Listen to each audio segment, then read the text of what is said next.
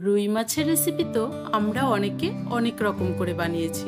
তো আজকের এই রেসিপিটি একদমই আলাদা। আশা করছি আপনাদেরও আজকের এই রেসিপিটি খুব ভালো লাগবে। তো ভিডিওটা স্কিপ না করে পুরো ভিডিও দেখার অনুরোধ রইল। নমস্কার বন্ধুরা, সুজাতাস কিচেনে আপনাদের সবাইকে স্বাগত। আজকে আম আচারি রুই বানানোর জন্য আমি এখানে রুই মাছ নিয়েছি। রুই মাছ ভালো করে ধুয়ে পরিষ্কার করে রাখা আছে। নিয়েছি দুটো আম। এখানে বড় সাইজের আম হলে একটা নিলেও হবে, আমি এখানে আমগুলো ছোট বলে দুটো আম নিয়েছি। এবার আমটাকে ভালো করে ছুলে নেব।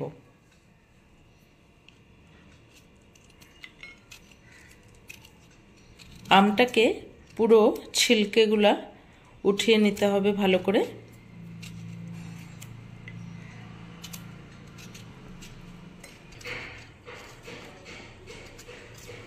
ঠিক এভাবেই দুটো আমকে ভালো করে ছুলে নেব।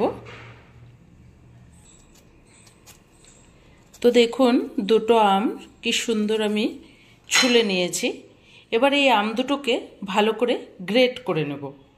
তো এবার এরকম একটা গ্রেটার দিয়ে ভালো করে আমটাকে একটু গ্রেট করে নেব।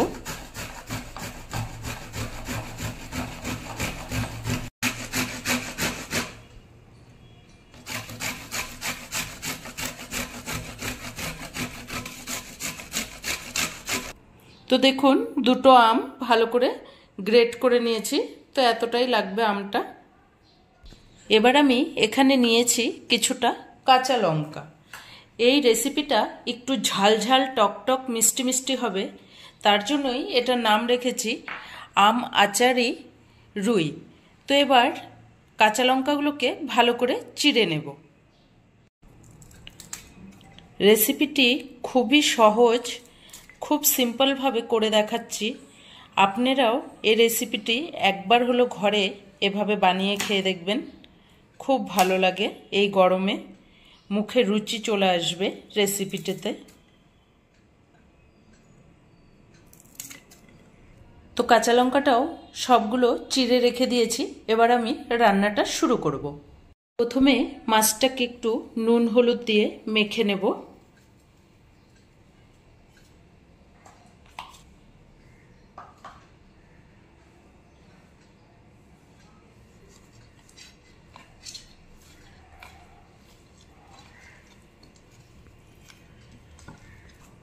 মাছটা ভালো করে মেখে রেখে দিয়েছি। 5-6 মিনিট মাছটাকে এভাবেই রেখে দেব। প্রথমে একটা কড়াই গরম করে নিয়েছি, কড়াইটা গরম হয়ে গেছে।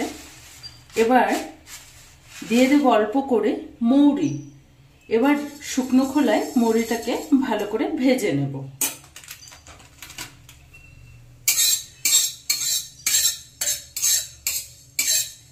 একদম লো করে রেখেছি গ্যাসটাকে, হালকা হালকা করে কম আছে এটাকে ভাজতে হবে যেন মৌরিটা পুড়ে না যায়। মৌরিটা থেকে একটা মিষ্টি সুন্দর গন্ধ বেরোবে, তখনই বুঝে যেতে হবে যে মৌরিটা ভাজা হয়ে গেছে। তো এটা বেশি টাইম লাগে না, হয়ে গেছে ভাজা। এবার এটা উঠিয়ে নেব। তো মৌরিটা সুন্দর করে দেখুন ভাজাও হয়ে গেছে। এবার এটাকে ভালো করে গুঁড়ো করে রাখবো। এবার কড়াইটাও গরম আছে, দিয়ে দেবো এতে অল্প করে সর্ষের তেল। এই রান্নাটা সর্ষের তেলেই করতে হবে। তেলটা ভালো করে গরম হয়ে গেছে। এবার এতে 1 চিমটি নুন দিয়ে দিচ্ছি। নুনটা দিলে মাছটা যখন তেলে দেব ফাটবে না।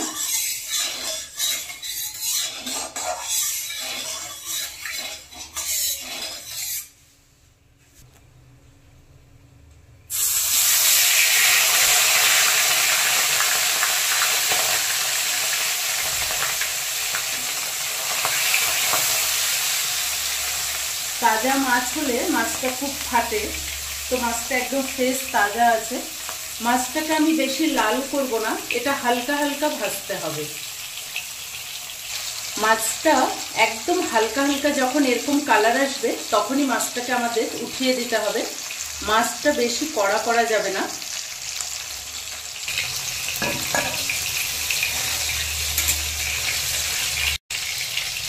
তো এভাবে মাছগুলোকে হালকা হালকা ভেজে উঠিয়ে নেব।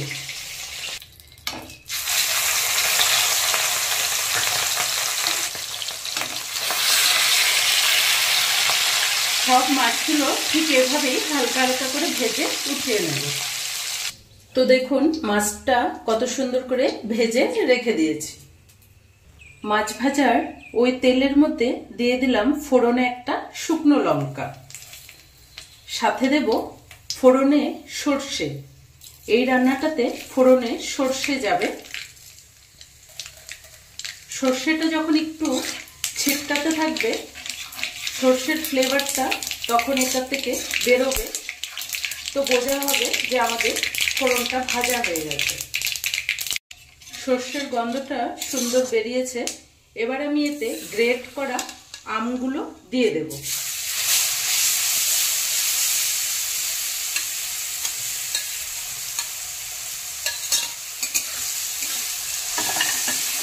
রান্নাটা কতটা সহজ পুরো ভিডিওটা না দেখলে বুঝতে পারবেন না। আর খেতে এই গরমে দারুণ টেস্ট হয়।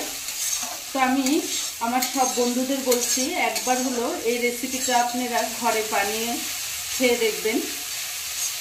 এবার এটা একটু নেড়ে চেড়ে দিয়ে দেবো এর মধ্যে নুন আর হলুদ। এতে এবার অল্প করে নুন দিচ্ছি।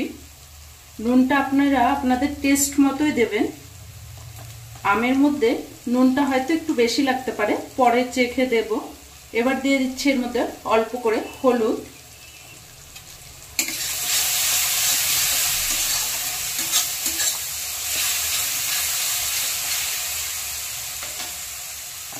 সাথে দেব অল্প করে কাশ্মীরি লঙ্কার গুঁড়ো। এটা শুধু জাস্ট কালারের জন্য। এই লঙ্কার গুঁড়োটা দিলে কালারটা রান্নাটার মধ্যে খুব ভালো লাগবে দেখতে, জাস্ট সেটার জন্য। এটা কোনো ঝাল হবে না।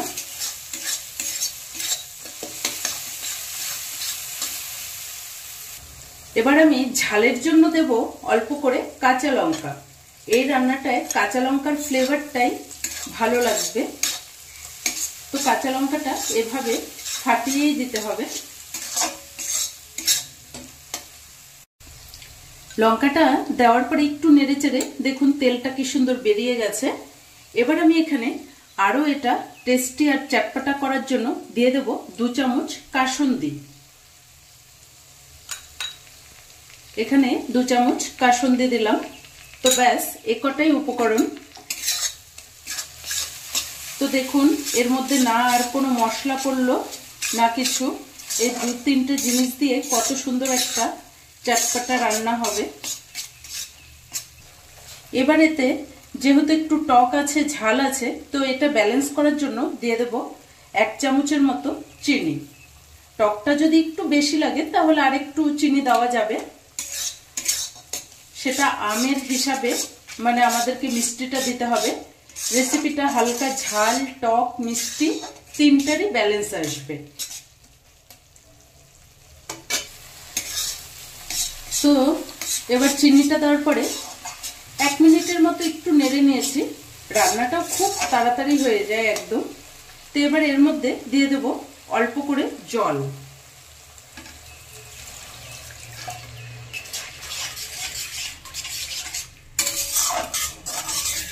এটা কোনো বেশি গ্রেভি হবে না। জলটা আমাদেরকে ঠিক মাছের হিসাবে পরিমাণ মতো দিতে হবে। হালকা এটা গা মাখা হবে।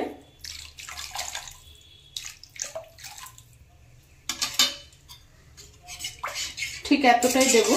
তো এবার ঝোলটাকে একটু ভালো করে ফুটিয়ে নেব। 2-3 মিনিট ঢেকে রেখেছিলাম ঝোলটা ফোটার জন্য। তো ঝোলটা কি সুন্দর দেখুন ফুটে গেছে। এবার এতে মাছগুলো দিয়ে দেব।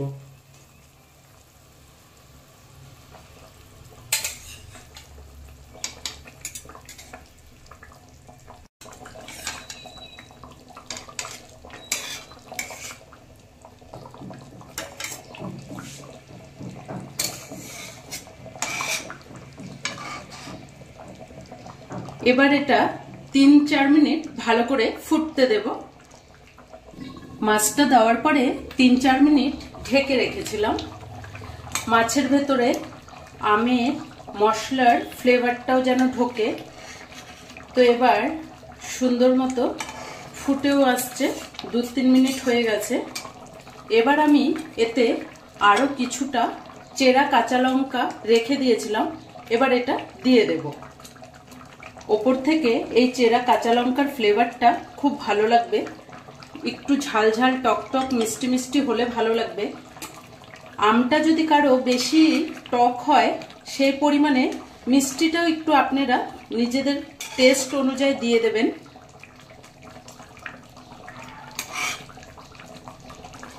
এবার আমি এতে দিয়ে দেব আগে থেকে যে মৌরিটা ভেজে রেখেছিলাম, এটা সুন্দর করে গুঁড়ো করে রেখেছি। এবার এতে মৌরির গুঁড়োটা দিয়ে দেব। এটা দেওয়ার পরে এত সুন্দর একটা ফ্লেভার আসবে, না খেলে না বানালে এটা আপনারা বুঝতে পারবেন না।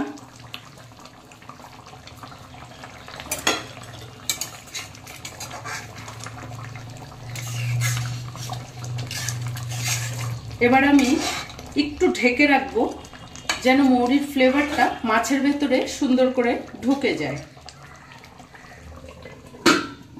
তো দেখুন 2 মিনিট ঢেকে রেখেছিলাম। তো এবার রান্নাটা একদম কমপ্লিট। এবার আমি সার্ভ করে দেখাচ্ছি।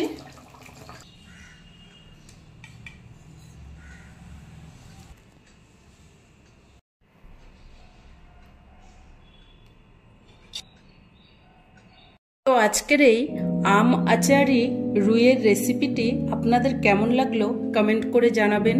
ভালো লাগলে চ্যানেলটাকে লাইক শেয়ার সাবস্ক্রাইব করে দেবেন। ধন্যবাদ।